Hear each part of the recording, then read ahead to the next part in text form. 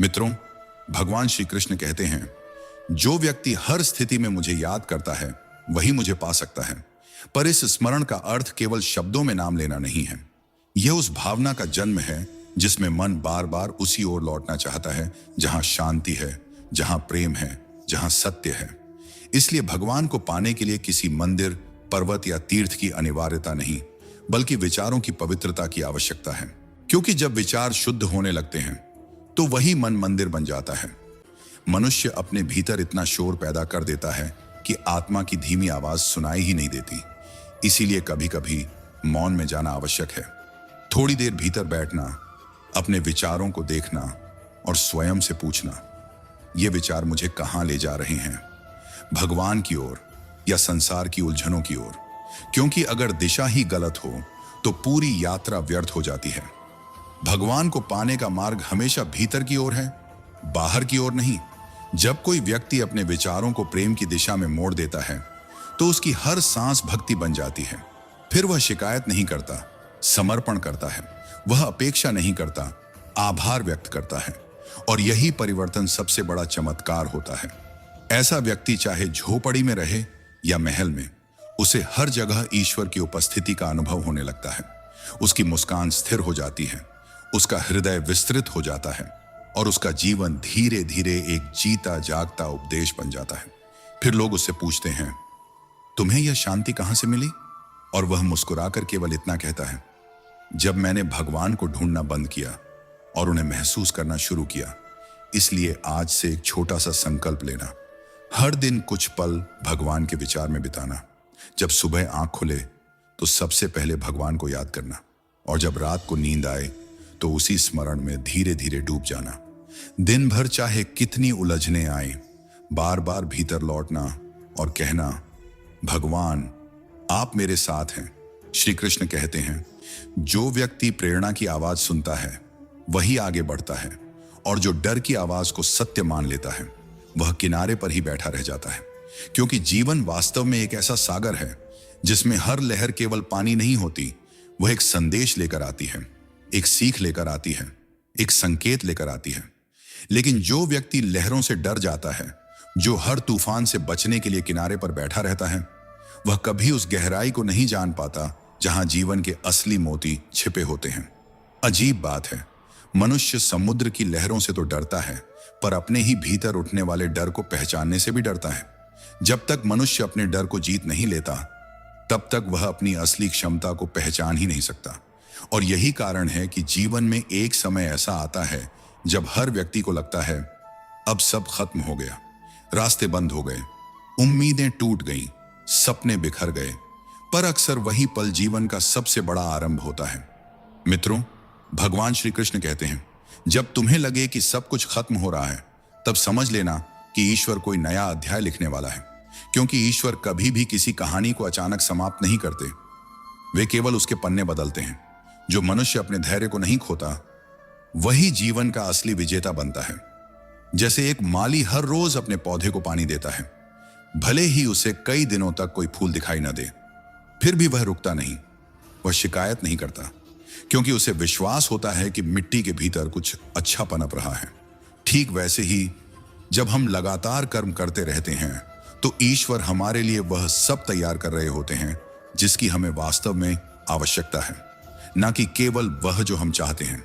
क्योंकि मनुष्य इच्छा से सोचता है और ईश्वर आवश्यकता से देते हैं। मित्रों, भगवान श्री कृष्ण कहते हैं, जब तुम परीक्षाओं से गुजरते हो तो समझ लो कि प्रभु तुम्हें किसी ऊंचे स्थान के योग्य बना रहे हैं। इसलिए हर कठिनाई को सजा मत समझो, उसे अवसर समझो। क्योंकि जो मनुष्य परिस्थितियों को दोष देना छोड़ देता है, वही अपना भाग्य स्वयं लिखने लगता है। जब जीवन तुम्हें गिराए तो यह मत सोचो कि सब खत्म हो गया, बल्कि यह सोचो, शायद यह नई उड़ान की तैयारी है। क्योंकि पक्षी भी उड़ने से पहले कई बार गिरना सीखता है। मनुष्य के भीतर इतनी शक्ति है कि वह चाहे तो अंधकार में भी दीपक बन सकता है। लेकिन अधिकांश लोग अपने भीतर के उजाले को बाहर के शोर में खो देते हैं। संसार की सबसे बड़ी भूल यही है कि हम दूसरों से उम्मीद रखते हैं कि वे हमें समझेंगे, पर असली समझ तब आती है जब मनुष्य स्वयं को समझना शुरू करता है। आपसे अनुरोध है कि इस वीडियो को अंत तक देखें। यदि आपको हमारा यह प्रयास पसंद आए तो वीडियो को लाइक करें, साथ ही हाइप भी करें और नीचे कमेंट में जय श्री राधे कृष्ण अवश्य लिखें। साथ ही अगर आपने हमारे चैनल को अभी तक सब्सक्राइब नहीं किया है तो अभी सब्सक्राइब करें और बेल आइकॉन जरूर दबाएं ताकि हमारी हर नई प्रेरणादायक वीडियो सबसे पहले आप तक पहुंचे। एक गांव में एक व्यक्ति हर सुबह मंदिर जाता था और घंटों ध्यान करता था, लेकिन एक दिन उसका पड़ोसी उससे झगड़ पड़ा। वह व्यक्ति क्रोध में आ गया और उसने मंदिर जाना ही छोड़ दिया।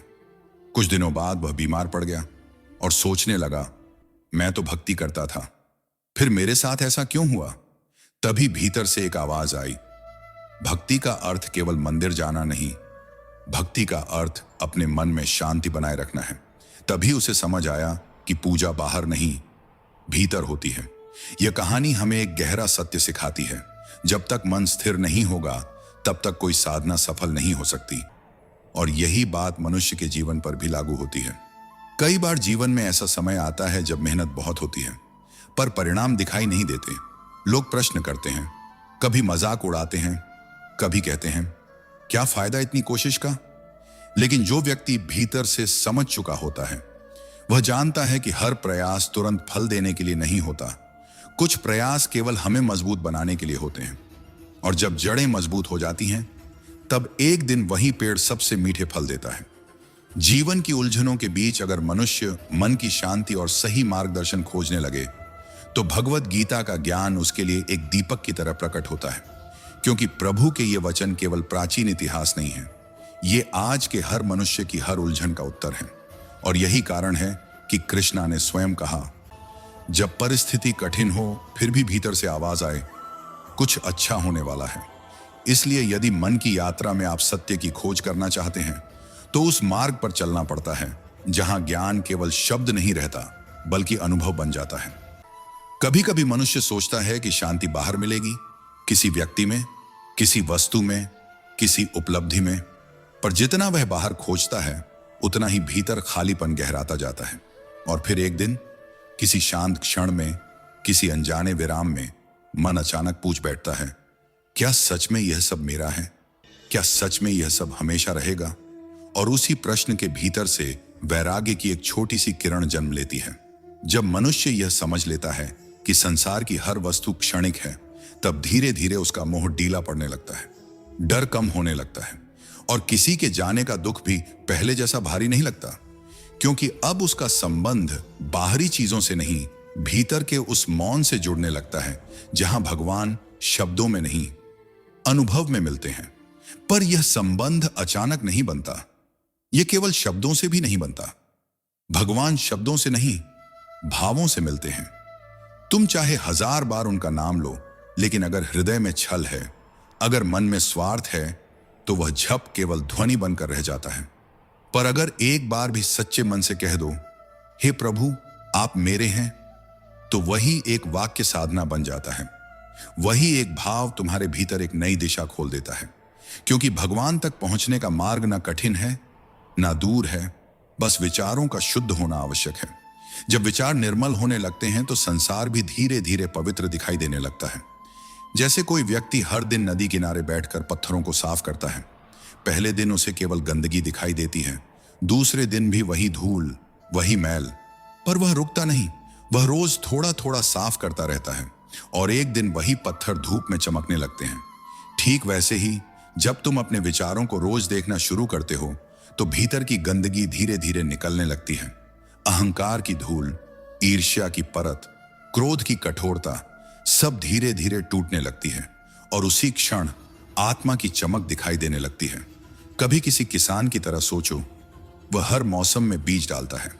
उसे यह चिंता नहीं होती कि हर बीज तुरंत फल देगा या नहीं, वह बस यह जानता है कि जो बोएगा वही काटेगा।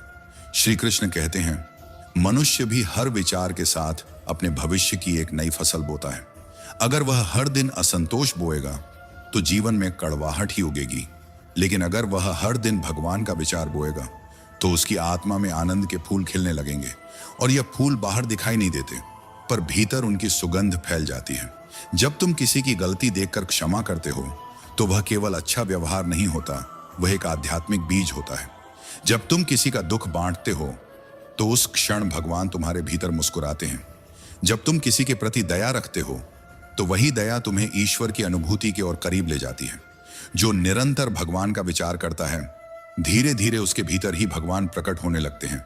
और तब जीवन अचानक बदलता हुआ नहीं दिखता, पर भीतर कुछ शांत, गहरा और उज्जवल होने लगता है, जैसे अंधेरे कमरे में किसी ने चुपचाप दीपक जला दिया हो।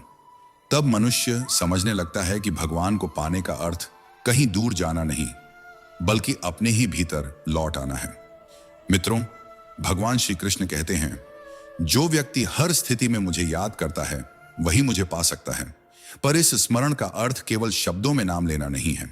यह उस भावना का जन्म है जिसमें मन बार बार उसी ओर लौटना चाहता है जहां शांति है, जहां प्रेम है, जहां सत्य है।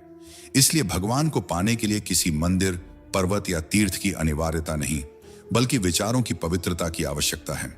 क्योंकि जब विचार शुद्ध होने लगते हैं तो वही मन मंदिर बन जाता है, और जब मन मंदिर बन जाए तो फिर हर श्वास आरती बन सकती है, हर क्षण प्रार्थना बन सकता है।